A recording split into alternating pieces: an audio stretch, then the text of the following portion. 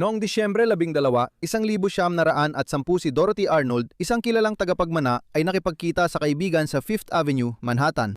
Sinabi niya na balak niyang maglakad pa uwi sa bahay ng kanyang mga magulang sa Upper East Side sa pamamagitan ng Central Park. Pero habang naglalakad, biglang nawala si Arnold.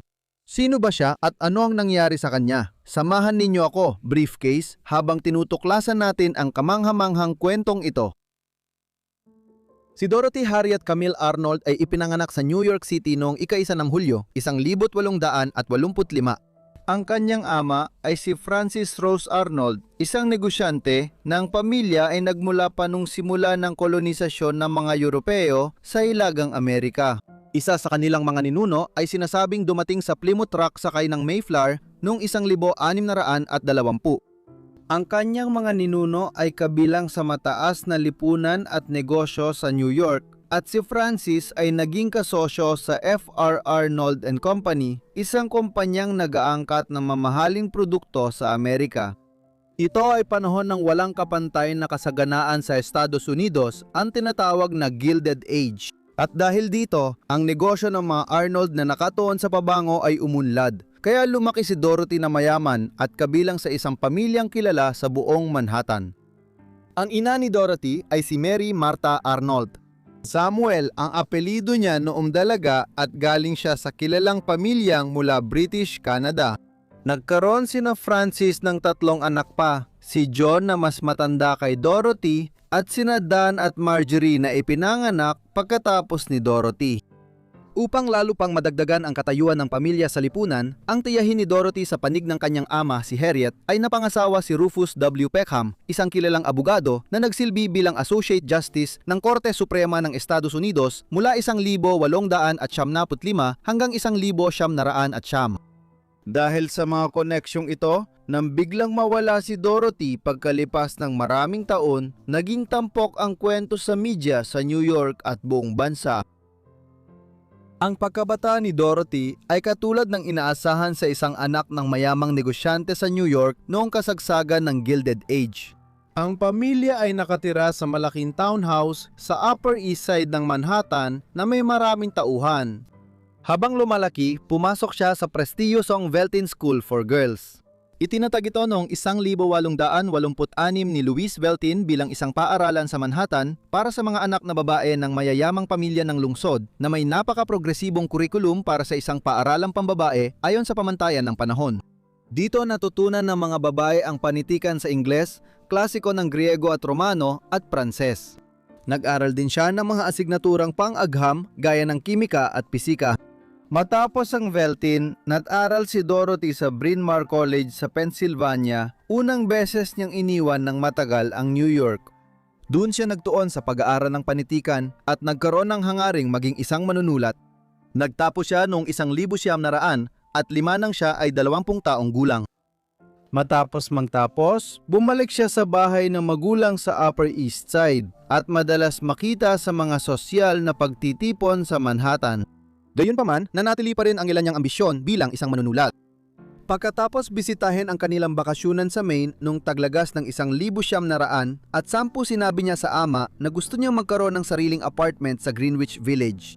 Ito ay lugar na nakakaroon ng reputasyon bilang sentro ng bohemianismo at gawaing pampanitikan. Sa loob ng 1900 at 1900 at 10 nakapagsulat din siya ng ilang kwento na may mga pamagat tulad ng Poinsettia Flames at Lotus Leaves. Sa kasamaang palad, lading tinatanggihan ng mga publisher ang mga kwento ni Dorothy. Mas masaklap pa, kinutya ng pamilya ang ambisyon niyang pampanitikan at tumanggi ang ama niyang pondohan ang paglipat niya sa Greenwich Village, sinabing maaari siyang magsulat sa bahay tulad ng sa Lower Manhattan. Mahalaga ang mga personal na kabiguan na ito sa kanyang hinaharap na kwento, gaya ng makikita natin. Noong malamig na umaga ng Disyembre 12, 1910 nagpasya si Dorothy na pumunta sa downtown mula sa bahay ng pamilyang Arnold. Iminungkahi ng ina niya na samahan siya, pero sinabi ni Dorothy na huwag na at pupunta lang siya sa Fifth Avenue para bumili ng bestidang panggabi sa party ng nakababatang kapatid niyang si Marjorie sa ilang araw. Pupunta rin si Dorothy sa Brentano's Bookstore para kumuha ng ilang libro. Noong araw na yon, napansin na magandang bihis ni Dorothy. Nakasuot ng mamahaling coat na yari sa asul na serge na may balahibo at may satin na bag. Mahalagang tandaan ito dahil ang mamahaling kasuotan ni Dorothy ay madaling mapansin sa mataong kalsada ng Manhattan at maaaring maging target siya ng pagnanakaw. Nakasuot siya ng itim na pilos na sombrero na may dalawang asul na rosas. Sa Fifth Avenue at sa ilang kalapit na kalsada, namili siya ng ilang bagay, kabilang na ang isang kahon ng candy sa isang tindahan. Dahil kilala siya ng sales girl, agad na isinama sa account ng pamilya nila ang binili niya nang hindi na tinanong kung sino siya. Sa labas ng Brentanos, nasalubong ni Dorothy si Gladys King, kakilala ng pamilya na dadalo sa party ni Marjorie sa ilang araw. Binigay niya kay Dorothy ang mga liham na pagtanggap na balak niyang ipakoreo para sabihing dadalo siya sa party at napansin niyang makakatipid siya sa selyo. Nangyari ito bandang 2:00 ng hapon. Binanggit ni Dorothy kay Gladys na pauwi na siya sa Upper East Side at malamang ay maglalakad siya sa Central Park pauwi. Pagkatapos, naghiwalay sila. Si Gladys King ang huling taong nakausap ni Dorothy Arnold sa pagkakaalam natin. Pagkatapos magpaalam kay Gladys, hindi na muling nakita si Dorothy na nakakakilala sa kanya. Hindi siya dumating para sa hapunan sa kanilang bahay, kaya agad na nag-alala ang kanyang mga magulang at mga kapatid. Hindi gawain ni Dorothy na lumiban sa hapunan. Kapag mahuhuli siya o may pupuntahan, lagi siya nagpapadala ng mensahe para magpaalam. Hindi agad nakipag-ugnayan ang pamilya Arnold sa otoridad na maintindihan naman. Kakaunti lang ang agad tumatawag sa pulis kapag may nawawala, lalo na kung ilang oras pa lang, pero halatang nag-aalala na sila. Nung gabing yun, palihim na tinawagan ng pamilya ang ilang kaibigan ni Dorothy para tanungin kung nakita o bumisita siya sa kanila nung araw na yon. Lahat sila ay nagsabing hindi nila nakita si Dorothy. Nag-aalala ang pamilya Arnold na kumalat ang balita na tila tumakas ang kanilang anak na si Dorothy. Ito ang naging dahilan ng mga problema sa mga sumunod na linggo. Noong gabing nawala siya, tinawagan ni Elsie Henry, isa sa mga kaibigan ni Dorothy na tinawagan ng pamilya mas maaga, ang bahay ng mga Arnold bandang hating gabi para tanungin kung nakauwi na si Dorothy. Sumagot ang ina ni Dorothy na madaling kabahan na nakauwi na si Dorothy, ngunit hindi siya makakausap ni Elsie dahil agad siyang nahiga sa kama dahil sa sakit ng ulo. Nagbuma ito ng hinala sa mga sumunod na linggo na mas marami pang alam ang mga Arnold sa pagkawala ni Dorothy kaysa sa inaamin nila kahit mukhang hindi naman totoo. Lalong lumala ito sa mga sumunod na araw. Dahil sa takot sa matinding atensyon ng media, dahil sa prominenteng katayuan nila sa lipunan ng New York, nagpasya ang mga Arnold na hindi iulat ang pagkawala ni Dorothy. Sa halip, nagpatuloy sila sa palihim na pagtatanong upang malaman kung nasaan siya at kumuha rin sila ng kaibigan ng pamilya at abogado na si John Kit upang magsagawa ng investigasyon para sa kanila. Mukhang sa mga unang yugtong ito, namiwala ang pamilya na tumakas si Dorothy bilang ganti sa hindi nila pagsuporta sa kanyang mga ambisyong pampanitikan. Nangyari lang ito matapos kumuha ng mga ahente mula sa Pinkerton Detective Agency at nabigong makahanap ng anumang bakas kung nasaan si Dorothy. Sila at si Kit ang nag-udyok sa mga magulang ni Dorothy noong kalagitnaan ng Enero, ilang linggo matapos siyang mawala, na lumapit sa pulisya at maghain ng formal na ulat ng pagkawala. Isang press conference ang ginanap sa opisina ni Francis Arnold sa Manhattan noong ika-25 ng Enero, 1911 upang ianunsyo ang pagkawala ng kanyang anak na babae mahigit 6 na linggo matapos siyang mawala. Nag-alok siya ng $1,000 na gantimpala para sa impormasyong makakatulong sa paghahanap sa kanya. Isang malaking halaga na katumbas ng $10,000 sa pera ngayon. Sumunod ang inaasahang kaguluhan ng media. Karamihan dito ay nakatuon sa isang lihim na relasyon na matagal nang kinasasangkutan ni Dorothy bago siya nawala, kasama si George Griscom Jr., ang anak ng isang mayamang negosyante mula sa Pennsylvania. Nagkakilala na Griscom at Dorothy habang nag-aaral siya sa Bryn Mawr at nanatili silang madalas na nakakausap mula noon. Gayunpaman, nagbabakasyon siya sa Italia noong nawala si Dorothy at sinabi niyang wala siyang alam kung nasaan siya. Ipinagpatuloy ng pulisya ang imbestigasyon. Isa sa mga tinitingnang anggulo ay kung inatake siya sa Central Park habang naglalakad, gaya ng sinabi niya kay Gladys King na balak niyang gawin nang magkita sila sa Fifth Avenue. Ang ama mismo ni Dorothy ay naniniwalang ito ang pinakamalamang na paliwanag at nakapanghihilakbot pa niyang ipinagpalagay na maaring napatay ang kanyang anak at itinapon ng katawan sa reservoir sa parke. Agad namang itinanggi ng mga pulis ang teoryang ito. Napansin nila na noong Disyembre 1910 nang mawala si Dorothy, masyadong mababa ang tubig sa reservoir para maitago ang kanyang katawan. Kung ganon siya namatay, lalong naging misteryoso na makatanggap ang mga Arnold ng postcard noong Pebrero na may nakasulat na "Ako ay ligtas" at nilagdaan ni Dorothy.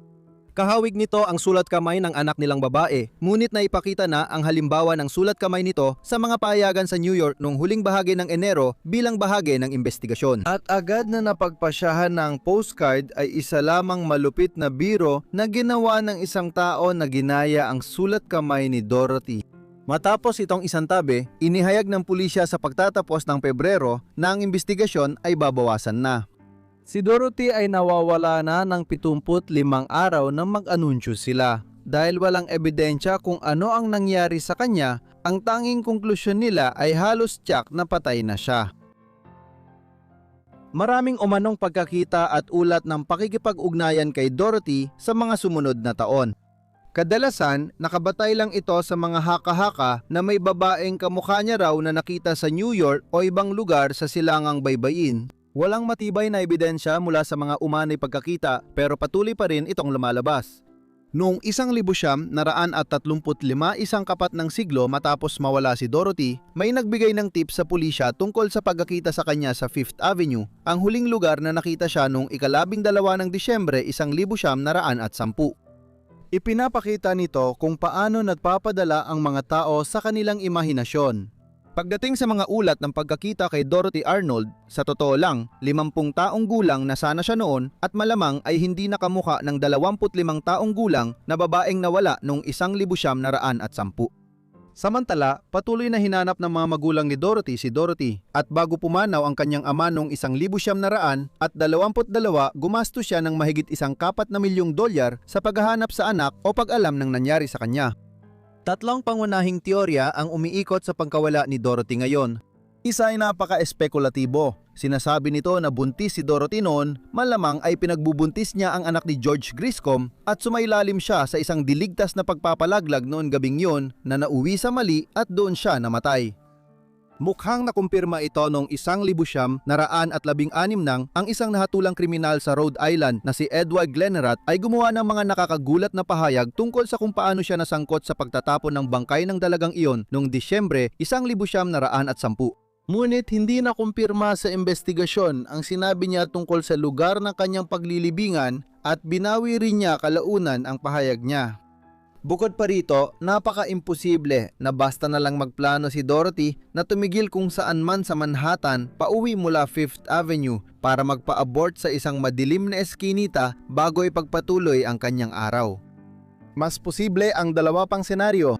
Maaring inatake si Dorothy sa Central Park, pinatay at itinapon ang bangkay niya sa paraang walang iniwang bakas o kaya naman dahil sa personal na pagkadismaya at hindi pag-usad ng kanyang ambisyong pampanitikan, nagpakamatay siya. Ilang miyembro ng pamilya niya ay pabor sa paliwanag ng pagkawala niya dahil sa liham niyang kay George Griscom, binanggit niya ang tungkol sa pagpapakamatay at sinabing, "Well, bumalik na ang maikling kwento." Tinanggihan ako ng maklus. Kabiguan ang humarap sa akin at ang hinaharap ay tila isang mahabang tuwid na daan. Lagi ring iisipin ni inay na may nangyaring aksidente. Bukod pa rito sa puntong ito, ang relasyon niya kay Griscom ay pababa na ang takbo. Parehong mukhang posible, ngunit dahil walang ebidensya para patunayan ang alinman sa dalawang posibilidad, mukhang hindi na natin malalaman ng tiyak kung anong nangyari sa mga Amerikanong sosyalita na nawala ng walang bakas. Salamat sa panonood ng video tungkol kay Dorothy Arnold. Sana naging interesante ito at maligayang Pasko sa lahat. Kung nagustuhan ninyo ang pagkukwento ni Briefcase, siguraduhin bisitahin ang kanyang channel sa ibaba ng description. At kung may mga suggestion kayo, huwag kalimutang iwan ang mga ito sa comment sa ibaba. Sana rin ay naka-on ang notifications ninyo at nakasubscribe kayo para mapanood agad ang lahat ng videos ko kapag nag-upload ako. Siya nga pala, yun lang muna mula sa akin. Kaya magkikita-kita tayo muli sa susunod na Forgotten Lives. Salamat!